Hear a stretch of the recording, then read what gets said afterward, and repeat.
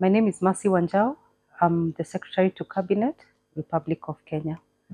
Um, I took up this role with the fifth administration.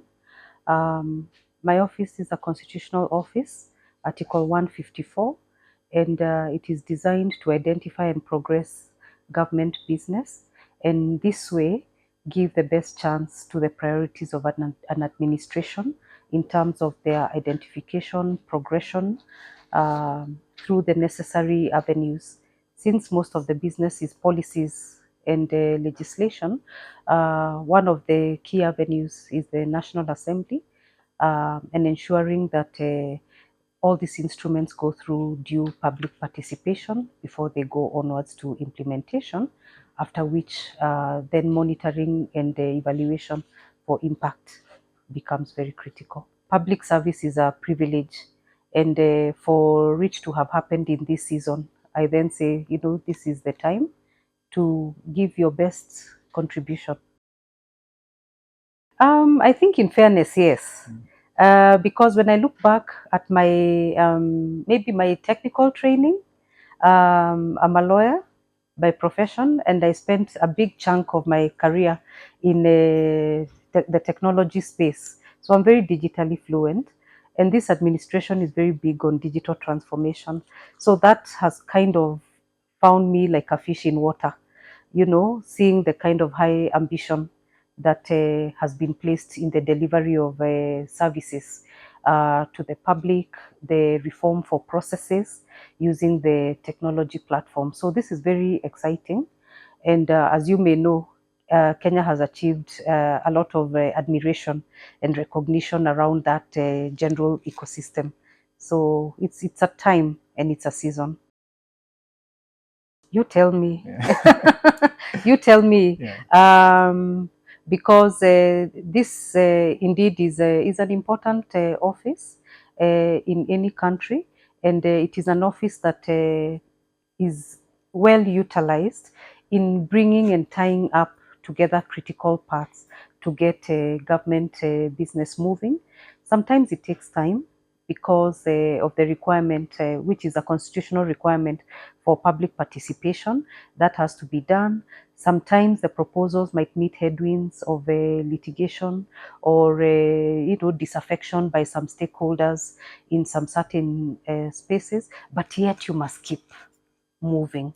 And the beauty is that at the end, when the proposal gets to see the light of day, maturity of some proposals, indeed maturity of many proposals, the impact is awesome.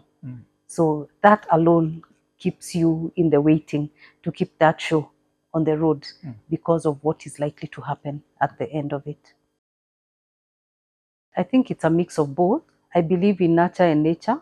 Maybe I should mention I'm a first child. So already I came in from the side where I was a prefect even at home. Yes. And loaded with quite a bit of responsibility, taking charge of the younger ones and all that. But I think I've also just been fortunate to find myself in spaces that allowed me to exercise my skill and the possibility to make an input here and there. So I think nature and nurture go hand in hand. I think you should ask my siblings that. Yes. Because my siblings just say that I'm a commander. Yeah. That I was, when they talk about their childhood, they keep saying this, but I think they're really trying to make fun of me. But maybe I should just say that I think as a professional, I'm a competitive person and I like to see results. I also like a space of ideas because I like to give ideas a chance and to see what that possibility can be. So it means then I thrive in a space where I'm moving towards something, whether it be known or unknown, because especially when you work in emerging spaces, you have to have a latitude for an open-mindedness to wait and see what will unfold. And maybe that's why I like to use pencils, because I like the possibility of anything, because you can rub it if you wish, or you can sketch and give it new meaning. After all, I think the power of expression lies with you. there have been many moments. There have been many moments, I would say, because like one of the things I have learned over the years is that some events can be classified as failure, but actually some events that are otherwise known as failure are actually part of success. And that has come up because I got involved quite a bit in the framing of the space of the evolution of technology and the deployment of technology for quite a bit of my career. And sometimes the failure was royal, just horrible. But then looking back and reflecting on those kind of seasons, I think it helped the teams to come back better because of the lessons that were learned in the royal failure. So the key ingredient here was that it is so important professionally and personally to give yourself grace and to give yourself space to fail. Because in that failure will come out some very good lessons that will catapult you forward. Like one of the early moments I remember that at some point looked like failure, but I don't think about that anymore as failure. I belong to the first 844 lot. So at the point of transitioning from university, from a high school to university, there was something wrong. It was a transition just like we're having the CBC, JSS. Actually, it is transitioning from the 844 system. So there was some issue. And as a result of that, all of us ended up being pushed in courses that we hadn't applied for. I was so keen on the course choice that I had made that this was such an underwhelm. The moment was just so horrible. At some point, I contemplated not going to university, or, asking my parents to help me get, some other university to go to and everything. But, through a lot of counseling and conversations, finally, I went to university. I reported to the course that I had been pushed to. But then I was doing BA linguistics, sociology, and literature. Went in and then realized like linguistics is so difficult, and it was not my choice of study. So this made something rise in me to really try and change the circumstance. So I decided to pursue the change, with the university administration. And I persisted, going in many early mornings, explaining myself and being told, don't come again because you're wasting time, you'll miss your classes, and you might never move to your choice course. But on one morning, I actually went, to raise the issue and everything, and found, I believe it was probably the registrar or somebody, and they said, actually, I'm going in for Senate this morning, and you have come here several times. Leave this issue with me here.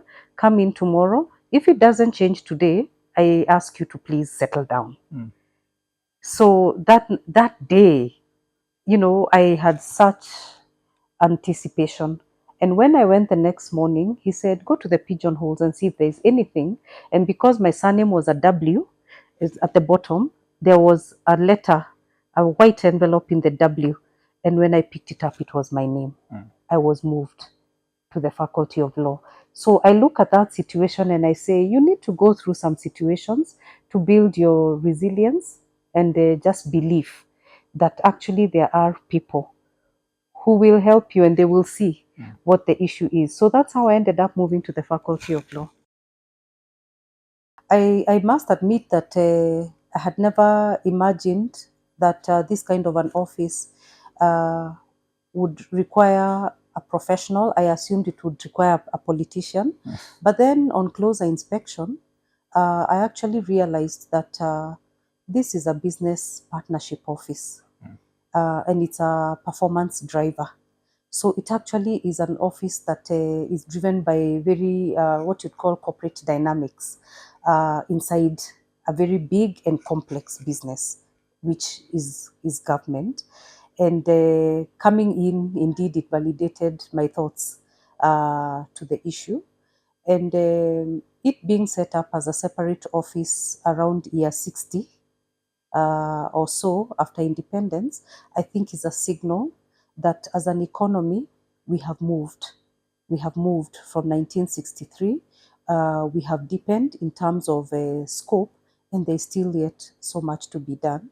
And an office like this can definitely be deployed for so much else. In the very, very early days, I wanted to be an air hostess. I grew up in Nairobi and Nanyuki. Yeah, So this was the very, very initial dream. And then at some point, I really wanted to be a lawyer, which I am. So I think I'm in the space of choice as such. And having spent quite a bit of my career in the public space in policy and regulatory really put me in the deep end of a very new and exciting sector. And it's been interesting to see the remarkable dynamics as they have unfolded over the years, and to see how examples and experiences that have happened in Kenya have actually been benchmarked and deployed in other countries. For example, in the very, very early days, when the domain namespace was still a fairly emerging issue, and we looked at the .ke as a national resource, which it is, and began to find out ways and means of how you can leverage on the .ke to build the information superhighway to give identity to Kenyan businesses, Kenyan goods and services, and the like. This area is now really opening up in many of the other African countries, and I think Kenya in many ways led the space by allowing private sector and public sector to come together and collaborate through private-public partnership in the very early days. That was in 2001. And it has served as a very good model that has been deployed elsewhere. And there have been many, many of these kind of experiences over the years. Very adventurous. From where my parents' house was, you could see the peak, the Mount Kenya. And all I realize, even nowadays, is that either I was younger and I saw things differently, but I think it's the impact of climate change, that the snow-capped mountain peak was clear and you could see the space that the snow covered. Today, it's very small, very thin, and not always visible. And this has just been in a space of just about 50 years. And now you can barely see it. The river that was very close to our home, you can now see the bottom. Of course, it's very clean, being very close to the mountain, but you can see close to the bottom. But a few years ago, it was not a river to approach so close. So things have changed. And of course, Nanyuki, very close to the game reserves and all that, a lot of spaces in the wild.